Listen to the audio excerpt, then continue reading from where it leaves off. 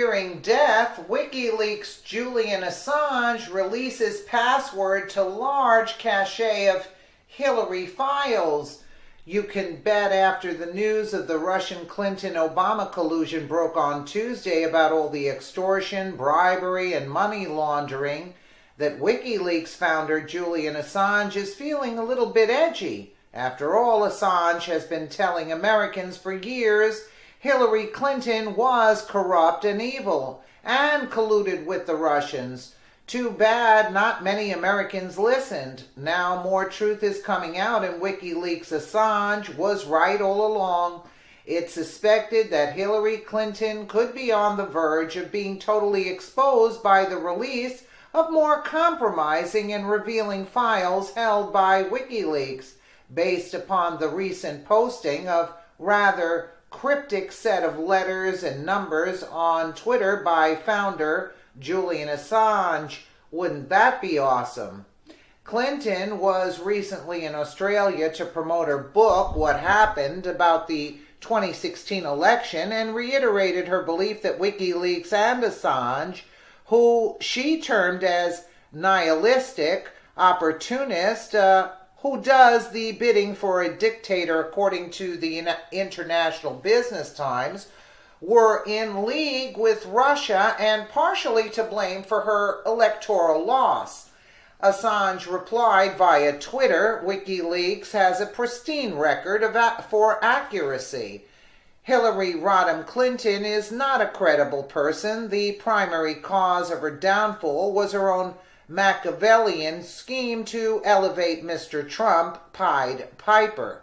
The tweet contained a link to Clinton's interview as well as a link to the latest WikiLeaks dump exposing Russian interests.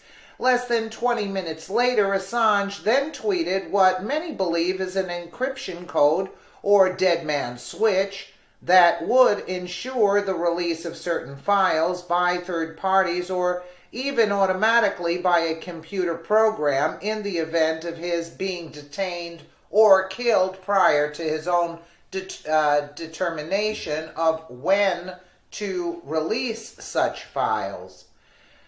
About an hour and a half later, Assange posted one more tweet regarding Clinton that some suspect hinted at what the prior encryption code could be the key to unlock.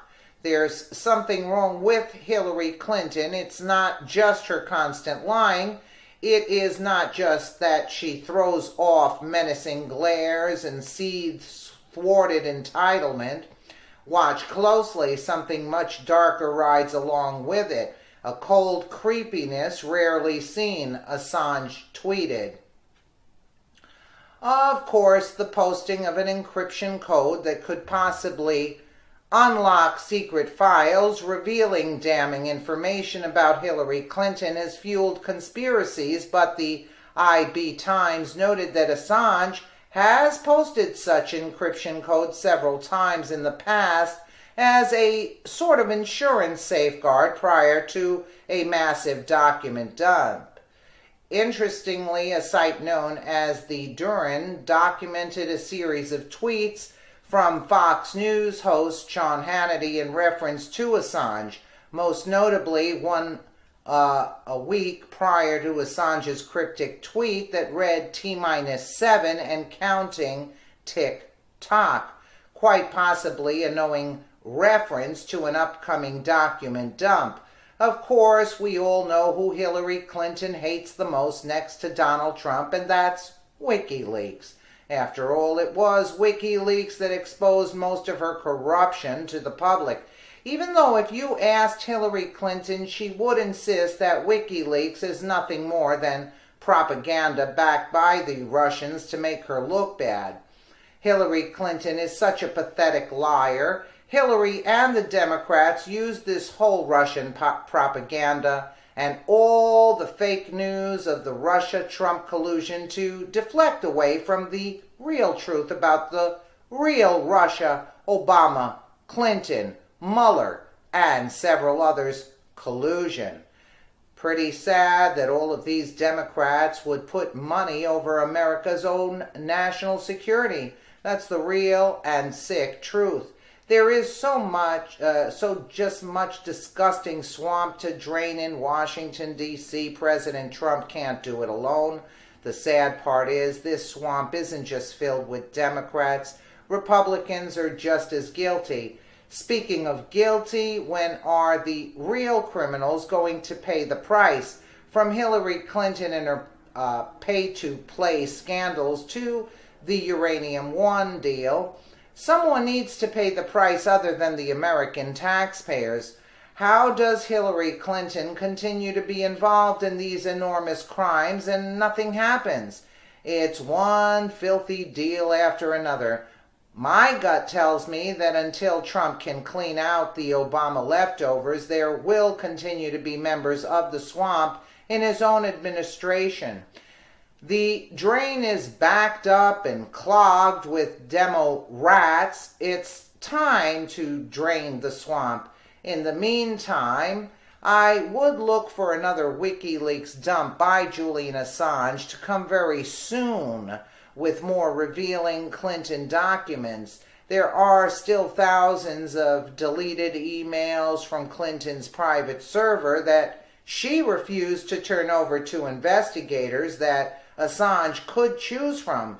Let's hope he lets it all out. You can bet that Hillary Clinton isn't going to like it at all. Knowing her, she is thinking of ways to stop more of the truth coming out from WikiLeaks founder Julian Assange. Let's hope Assange can stay safe. Lord knows Hillary Clinton has a long enough trail of bodies just in the past year, from Sean Lucas to Seth Rich, Bernie Wissenant, Molly McCauley, and others. We also know she already threatened to take Julian Assange out with a drone. It's time to put a stop to the Clinton corruption, don't you think? Maybe this was the calm before the storm that Trump was referring to. We'll all know soon enough. Tighten your belts, folks. Things are about to get interesting real soon, just in time for Halloween. Well, I hope he comes out with more, because we're all anxiously awaiting Hillary Clinton's fall. Let me know what you guys think in the comments below. And again, thank you so much for watching.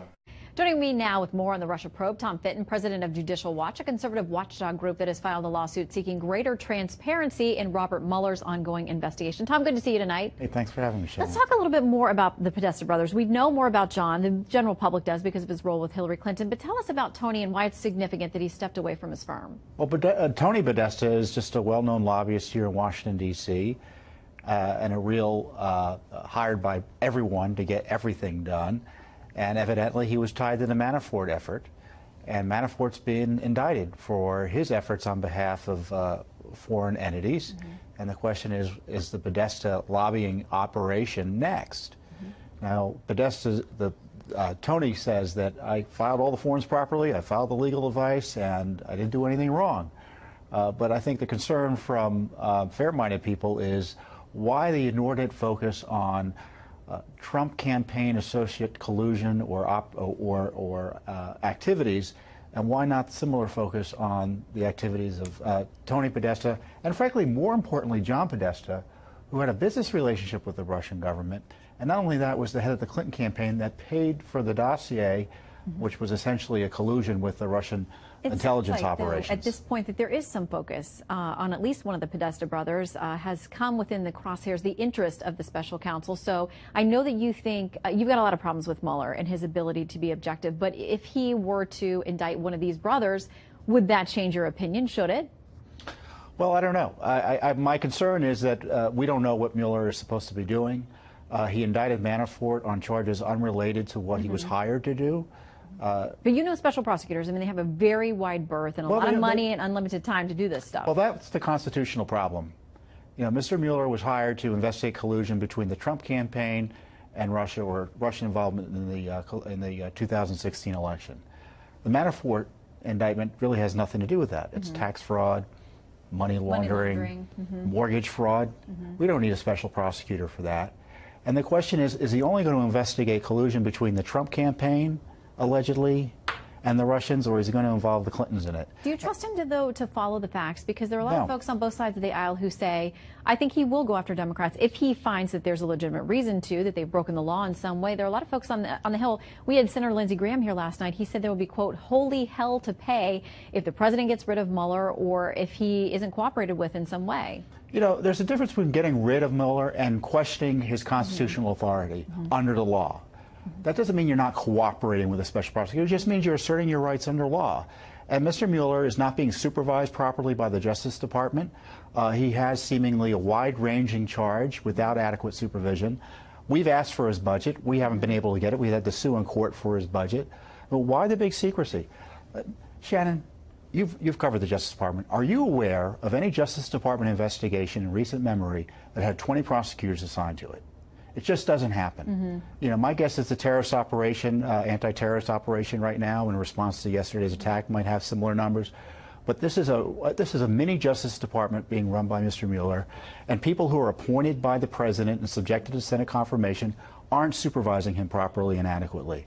Well, for him to make this big first indictment, not about the price of tea in China, but about something really minor, relatively speaking, tells us that he has an overly wide view of his abilities. Well, I mean, what he charged them with yesterday, no collusion with Russia and the campaign. I mean, there was nothing in that. People immediately hear an indictment, and those on the left get really excited, like, aha, there's proof.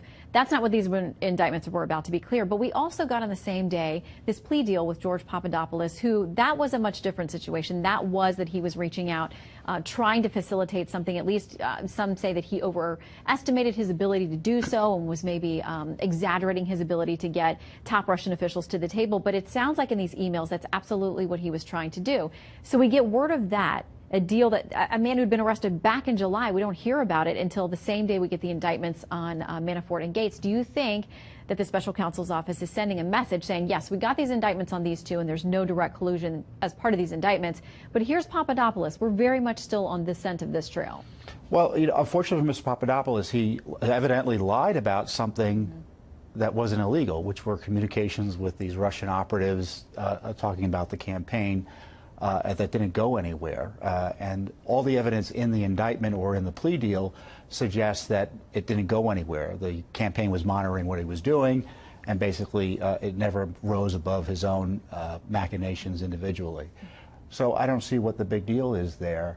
And there's nothing that's been released publicly thus far showing there's been any collusion between the Trump campaign and the Russians in an improper way. Yeah, and the only information we have is between the Clinton operation and the Russians, where monies were exchanged. And you know, my question is the FBI using this dossier, and now Mr. Mueller using this dossier, and is it fruit of the poison tree? Yeah, and are you confident, and we got to go, but are you confident that the House, the investigations they've launched into both Fusion GPS and the dirty dossier and also the Uranium One deal, that will get answers that the American people want? No, I'm not confident, because the agencies are protecting Mueller's investigation, and anyone who asks questions about anything are being told, oh, we're looking at it criminally, so therefore you can't get the information. So we'll be in the dark unless we push harder on it. Well, we know you do. So keep us updated on what you find. Thank you.